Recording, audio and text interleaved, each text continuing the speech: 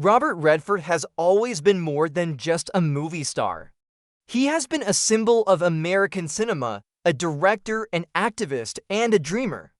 But at 87 years old, Redford has stunned the world by sharing intimate truths that reshape the way fans view his life and career, from his surprising decision to retire, to regrets about choices he made, to painful confessions about his childhood and personal tragedies. Redford has opened a window into the man behind the legend. His revelations are not just about Hollywood, but about art, family, love, and survival.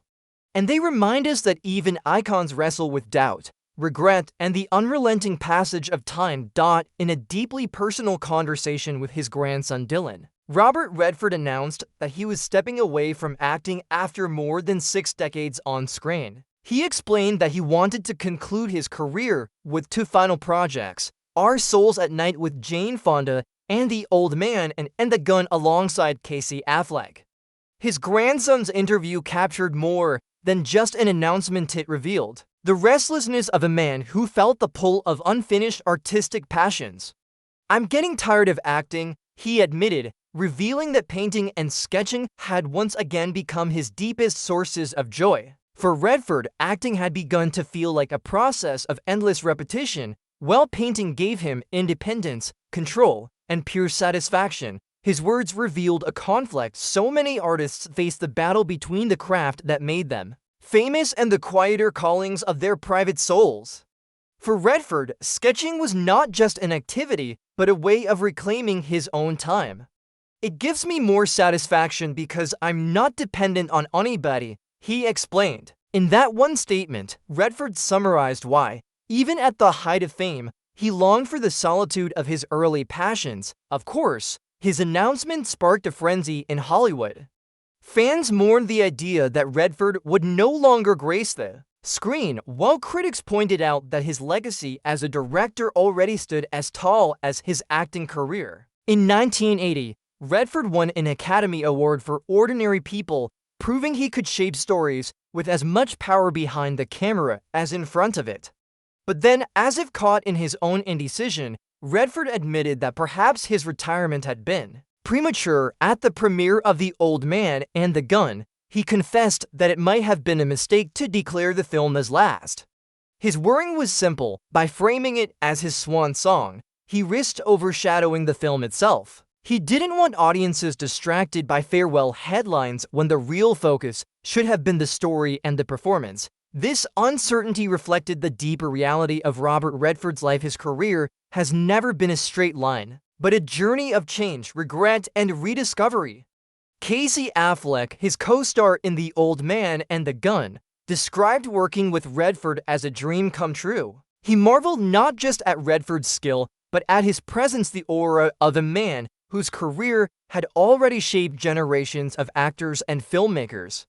To Affleck and so many others, Redford was more than a colleague. He was a mentor, a symbol, and a reminder of why they fell in love with film in the first place. But Robert Redford's revelations stretch far beyond the glamour of Hollywood. He has spoken candidly about his youth, admitting that before he ever thought about acting, he was drawn into the dangerous world of a street gang.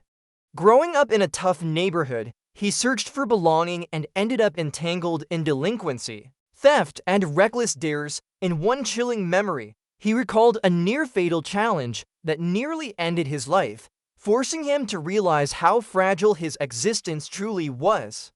The turning point came when he was caught with stolen jewelry in the trunk of a car. His father, Charlie, stepped in to save him, shielding him from legal consequences. It was a wake-up call that forced Redford to reevaluate his path and recognize that courage wasn't about chasing danger, it was about facing reality and making better choices. Even before these brushes with the law, Redford faced struggles. As a child, at just 10 years old, he was diagnosed with polio, a disease that left him bedridden in agony.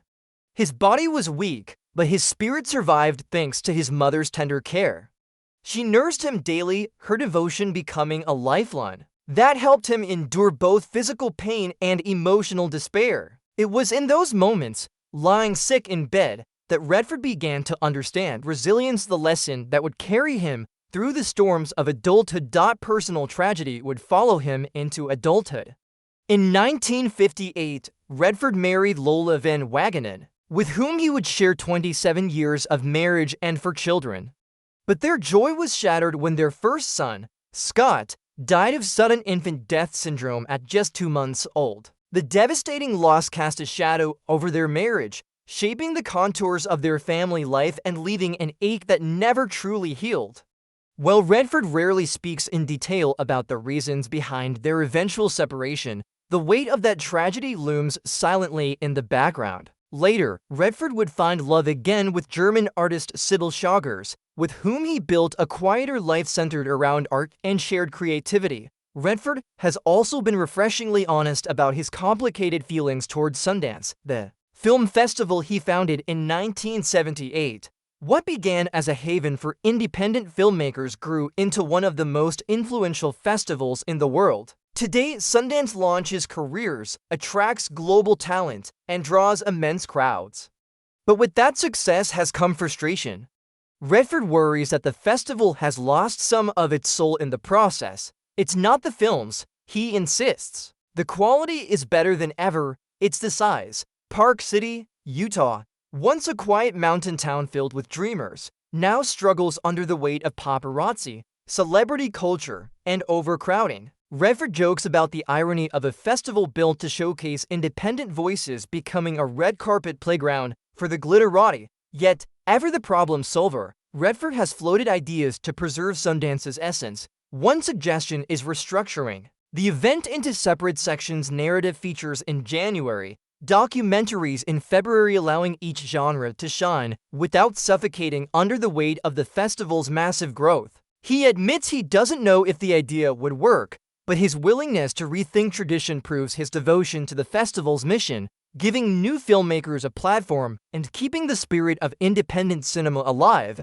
For Redford, the story has always been bigger than the spotlight. His career from Butch Cassidy and the Sundance Kid to All the President's Men, from directing ordinary people to founding Sundance, has been about creating space for stories that matter.